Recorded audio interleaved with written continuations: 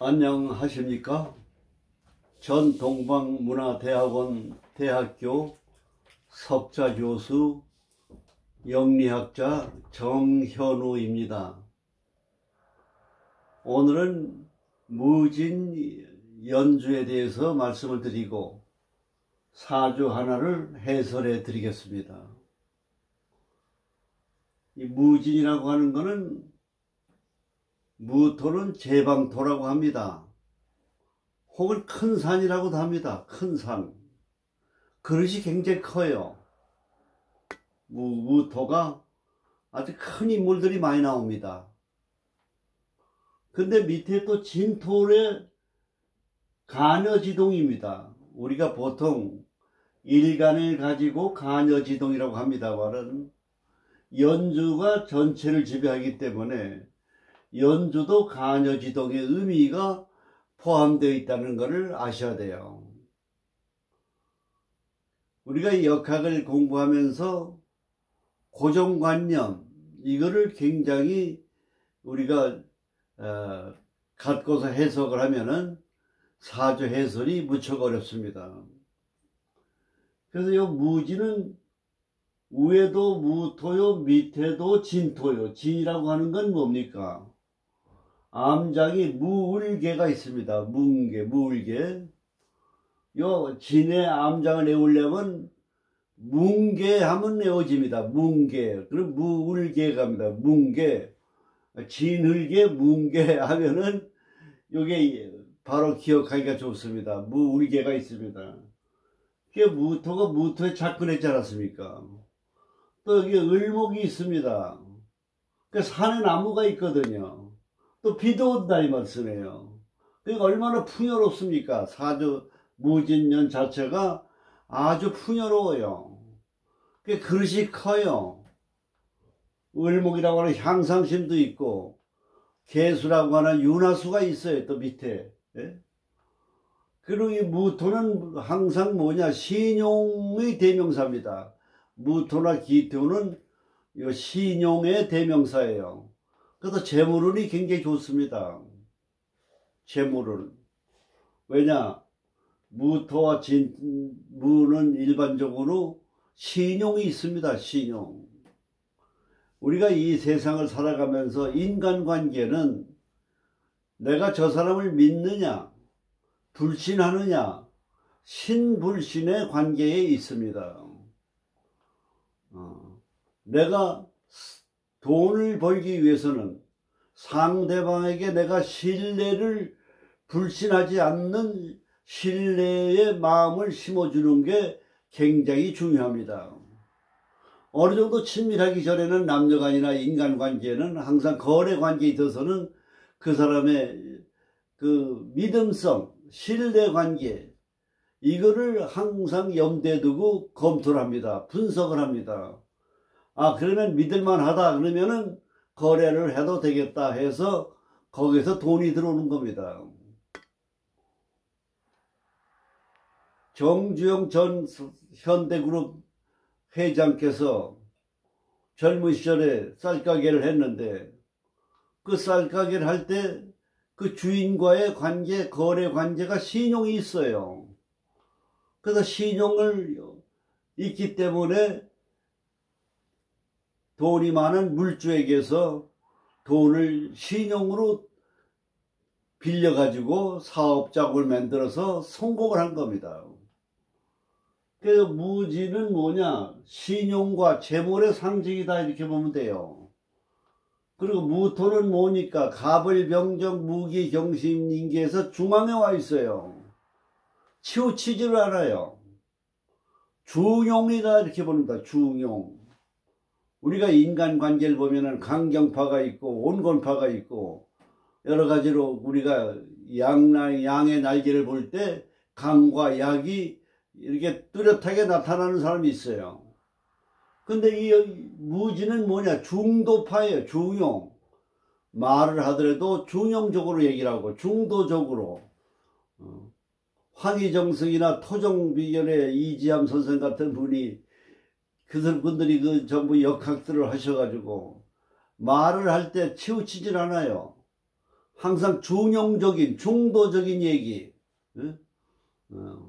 그래서 항상 이혈령 비혈령 같은 그런 그 우유부단한 얘기를 듣기도 합니다만은, 그러나 너도 좋고 너도 좋다 이런 식의 말하자면 중용적인 그런 성향을 가지고 있는 겁니다. 그러면 활동성입니까? 그리고 무지는 뭡니까? 임진, 임술, 경진, 경술이 개강백호인데 그 굉장히 강해요. 아주 두각을 나타내려고 안하무인이고 기고만장해요. 근데 무지는 백호지만은 그렇게 개광살 같은 기운은 아닙니다. 이게 다만 활동력이 강하다고 봐야 돼요. 그러나 백호대살이 있기 때문에 반항심은 있다고 봐야 됩니다. 그래서 승부욕이 강해요. 그래서 경쟁에서 이기는, 승리하는 경우가 많이 있는 겁니다. 반항심이라고 하는 것도 남에게 복수하겠다고 하는 반항심은 나쁘지만은 내가 성공을 하기 위해서 동기부여를 받고 나도 반항적으로 노력을 해서 성공하겠다고 하는 반항심은 좋은 겁니다. 그래서 활동력이 있죠. 그리고 겸허하고 남의 말을 잘 귀담아 듣는 그런 요소를 가지고 있습니다. 요 무진이. 우리가 사주를 분석할 때 오행으로 나타난 성향을 잘 아셔야 돼요. 인간의 운명은 결과적으로 뭡니까? 성격이 운명을 지배하게 됩니다. 요 나무라고 하는 목의 성질을 가지고 있는 사람은 운이 좋을 때는 기고만장해요. 아주 까다로워요. 안하무인이고 남을 깔보고 자만하고 교만합니다. 운이 좋을 때는. 근데 운이 나쁠 때는 겸손해요. 포용력도 있고 자비심도 많아요. 그 이런 사람은 운이 좋아야 좋겠습니까? 운이 나빠야 좋겠습니까? 그 각각을 남의 성질을 가지고 있는 사람은 운이 좋게 사는 것보다도 먹고 살만 하면서 가난하게 사는 사람이 이웃과도 좀 더 가깝게 지낼 수가 있고 겸손하고 마음이 넓어서 오래 살 수 있다고도 봐야 돼요. 그 우리가 생각할 때 운이 좋은 게 좋겠습니까? 운이 나쁜 게 좋겠습니까? 그 목의 성질을 가지고 있는 사람은 그런 성향을 지니고 있다는 걸 아셔야 돼요. 화의 성질을 가지고 있는 사람은 운이 좋을 때는 아주 치밀하고 섬세하고 아주 착실합니다. 그 경우도 밝아요. 정직하고. 근데 운이 나쁠 때는 난폭해요. 흥분을 잘하고 남의 말을 듣지 아니합니다. 그런 요소를 잘 감안하셔가지고 자기가 역학을 배워서나 혹은 자기의 성향을 판단해서 그걸 절제하고 수행하는 마음가짐을 갖는 게 중요하다, 이렇게 보아집니다. 토의 성질을 가지고 있는 사람은 뭐냐? 아주 운이 좋을 땐 신용도 잘 지키고요. 겸손하고 남의 말도 잘 들어요. 포용력도 좋아요. 근데 운이 나쁠 때는 남의 말 안 들어요. 고집이 세지고 자기 주장만 강해집니다. 그리고 배타적 성격으로 바뀌어버려요. 폐쇄적으로. 그 운이 좋고 나쁠 때 이런 성향의 요소가 나타나는 겁니다. 금이라고 하는 경신을 갖고 있는 사람은 일간이 운이 좋을 때는 아주 겸손합니다. 아주 친절해요. 남의 말을 귀담아 듣습니다. 겸손하게 해요. 근데 운이 나쁠 때는 짜증을 잘 내고 성질을 내고 반항적이 되고 공격적이 됩니다. 시비를 좋아하고. 그 다음에 임계라고 하는 물의 날에 태어난 사람은 운이 좋을 때는 안정감이 있어요. 말하는 거나 태도나 표정이나 아주 평안하고 좋습니다. 근데 운이 나쁠 때는 뭐냐? 반항심으로 바뀌어버려요. 복수심으로 바뀌어버립니다. 아주 잔인한 성격으로 바뀌어버려요. 이런 성향의 오행에 따라서 운이 좋을 때와 나쁠 때에 나타나는 현상을 잘 감안하셔가지고 사주를 우리가 분석하고 감명하고 상담을 해야 됩니다. 그래서 이 무라고 하는 거는 천간의 열자 중에 중앙에 와 있습니다. 그래서 재물의 상징이 기운이 있기 때문에, 그리고 신용을 지키고, 그 대신 뭐냐, 좀 게으른 데가 있어요. 태만한 데가 있어요. 약속을 잘 지키지만은 미루는 경향을 가지고 있습니다. 자꾸 연기합니다. 그래서 여기 무진이 구진이라고 하는 겁니다. 무토와 진을 구진이라고 합니다. 그리고 독점욕과 소욕이 많아요. 그래서 남자나 여자나 의심하는 거, 의처증, 의부증 같은 그런 경향도 지니고 있다는 것을 감안하셔야 됩니다. 그래서 이 무진생의 사주, 여명사주 하나를 풀어보겠습니다. 무진, 신유, 경인, 병술입니다. 이 사주에 나타난 걸 보고 천간을 한번 훑어보세요. 여름이 있지 않습니까? 여름, 병화는 여름 아닙니까?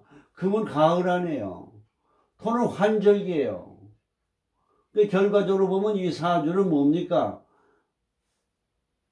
양기보다는 음기가 많은 사주다 이렇게 보는 겁니다. 음기가 많다 이 말이에요. 목화가 양이고 금수가 음이니까 경신이 두 개나 있지 않습니까? 또 토생금을 받고 있어요. 그러니까 금의 기운이 왕성하다 이렇게 보면 됩니다. 참고로 말씀을 드리면은 금이라고 하는 건 문자 그대로 돈이에요. 그 사주에 금이 있는 사람들은 재물운이 좋습니다. 돈이 많은 부자들이 많아요. 근데 요 경신이 금에 있는데 지지에 월지에 진유합금에 금의 지도를 그리면은 이만합니다. 이만해요. 토생금 해가지고. 그게 신강사주가 되는 겁니다. 금이라고 하는 건 뭡니까? 날카롭잖아요. 특히 여자인 경우에 금이 많잖아요. 또 이게 양인격 아닙니까? 이 양인격을 가지고 있는 사람은 남의 재산을 겁탈하려고 하는 그런 무의식적으로 의식적으로 그 기운이 작용해요. 마인드 자체가 그렇게 돼 있어요. 남의 재산을 뺏으려고 하는 그걸 겁탈하려고 하는 그 기운이 굉장히 강합니다. 그래서 요건 양인격에다가 금이 많지 않습니까? 진유합금이 되고, 그러니까 결과적으로 비견금이 많은 겁니다. 비견금이 많아요. 그 신강사주가 돼요. 그 자기 주장이 강하죠. 독점력이 많지요. 날카롭고 예민하지요. 그리고 유금이라고 하는 건 뭡니까? 따지기를 좋아하는, 그런 시비를 좋아하는 그런 성향을 가지고 있어요. 유라고 하는 거는. 그러니까 인간관계가 아주 안 좋다고 봐야 돼요. 그럼 이런 아내와 사는 남편은 힘들겠어요? 안 힘들겠어요? 어렵고 힘든 고통의 나날을 지내야하는 부부 생활을 해야만 하는 겁니다. 거기에 인유가 원진이 있습니다. 배우자 궁에 원진이 껴 있어요. 그 모든 건 당신 탓이다 이거예요. 우리가 인간이라고 하는 거는 이기적이고 자기 편리한 대로 생각하기 때문에 인간의 속성은 뭐냐? 남을 원망하는 겁니다. 따지고 보면은 자기 탓인데 자기 탓을 몰라요. 모든 인간관계의 불상사는 전부 누구 탓이냐? 내 탓이라고 생각해야 됩니다. 모든 건 내 탓이에요. 남을 원망하면 안 됩니다. 누구 탓이냐? 내 탓이다라고 하는 마음가짐을 갖고 살아가야 됩니다. 마음을 편하게 갖고 마음을 넓게 가지면 누구한테 좋으냐? 자기에게 행복을 가져오고 자기 정신 건강에 좋고 수명을 연장해 줍니다. 남을 원망하고 공격하고 싸우고 다투고 짜증내고 승질내고 화내면 결과적으로 나이가 들어서 뭐가 됩니까? 심근경색, 건강에 적신호, 빨간불이 켜지는 겁니다. 이런 사람은 뭐냐? 까다롭고 정신적으로 반항하고 시비하고 갈등 겪고 승질내고 화내고 하면은 심장이 결과적으로 탈이 생겨서 60을 넘게 되면 심근경색이 오게 되어 있습니다. 또 목이 많으니까 간이 나쁠 수도 있어요. 금강목하니까. 그리고 재물운도 약한 거지요. 비견감이 많으니까. 남에게 인간관계가 원만치 못하기 때문에 주변 사람들이 다 떠난다 이 말씀이야. 도와주질 않고. 그래서 비견급이 있는 사람은 재물운이 약한 거예요. 근데 이 사주는 다행히 화라고 하는 병화가 있습니다. 병화가. 여기 병신합이 돼 있지만은 금이 하나 걸쳐 있기 때문에 합은 어렵다고 봐야 돼요. 그 병화가 금을 극하거든요. 화극금. 그러니까 그 예리하고 날카롭고 까다롭고 시비 잘하는 그 성향이 원만하게 부드럽게 바뀌었다고 봐야 돼요. 요 토라고 하는 건 인수니까 교양이거든요. 그래도 토가 나를 도와주기도 하지만 교양을 얘기하는 거예요. 그리고 나의 잘못과 단점과 결점을 말하자면 바로잡아주는 화가 있으니까 금의 기운이, 강한 기운이 많이 억제가 됐다고 봐야 되는 겁니다. 사주에는 병과 약이 있어요. 금이 병 아니에요. 근데 병화가 뭡니까? 약이에요. 화극금 해주잖아요. 그러니까 이 사주는 뭐냐? 기고만장한 성격이 병화가 억제를 해줌으로 인해서 조절이 되었기 때문에 그렇게 성질이 양인적의 성격이 좀 조절이 됐다 이렇게 봐야 되는 거예요. 그 원만성이 있다고 봐야 돼요. 근데 다행히 병화가 밑에 인호술에서 착근하고 있잖아요. 인하고 술이 목생화 시켜줘가지고. 그 요 금의 세계를 갖다가 말하자면 견제해주는 세력이 강하다 이거예요. 그러니까 이게 용신이 되는 겁니다. 용신. 내 몸이 금이 많은 게 병인데 병화가 목화가 있어가지고 내 병을 억제해주고 균형을 잡아준다 이거예요. 그러면 이 여명의 사주는 뭡니까? 원진살이 있고 금이 많지만은 성격이 내 탓을 하는, 자기 반성을 하는, 자기 자신이 물러서서 후퇴해서 생각하는 그런 기운이 있다고 보게 되는 겁니다. 우리가 인생을 살아감에 있어서 자기의 나쁜 습관, 성격, 단점, 마음가짐 하나만 건쳐도, 바로 잡아도 그 사람은 건강하고 운세가 좋아진다는 사실을 알아야 돼요. 우리가 신앙생활 하는 분들 가운데서도 보면은 오히려 신앙생활 하면 자비심을 갖고 이타심을 갖고 남을 배려해야 되는데 신앙생활은 열심히 하면서도 자기 성격 개선에는 소홀히 하고 반성하지 않는 그런 신앙인이 많이 있다는 것을 우리 신앙인 여러분께서도 마음속으로 깊이 뉘우치셔야 됩니다. 그 운세를 보면은 어렸을 때 뭡니까? 오대운이면 금이 들어왔잖아요. 그 금이 들어오니까 간이 나빠졌다고 봐야 되죠. 금이 많으면 신경이 예민하니까 심장이 안 좋다고 봐야 되죠. 그 어렸을 때는 비견급입니다. 운이 좋다고 볼 수가 없어요. 15세에서부터 뭡니까? 사옴이라고 하는 남방운으로 갑니다. 남방운으로 가요. 그 화극금 해주고 남방운으로 가니까 병화가 살아나잖아요. 그 운이 좋은 거예요. 더군다나 화극금 아닙니까? 관이 들어와 있잖아요. 관은 인수를 생겨주잖아요. 그럼 학업 좋은 학교에 갈 수 있는 그런 운세도 가지고 있다고 보는 겁니다. 이게 성격도 다듬어지고. 그 다음에 이제 인묘진하고 동방운에 들어왔어요. 동방운에 들어왔는데 이것도 목화운이거든요. 이제 목화운에 들어와 있으니까 얼마나 좋습니까, 이 사주가. 근데 우리가 사주를 풀 때 진술 충미를 잘 풀어야 된다고 했습니다. 요 진대운에 들어오게 되면 어떻게 되느냐. 진유 합금에 금이 많아지잖아요. 그 호사담아요.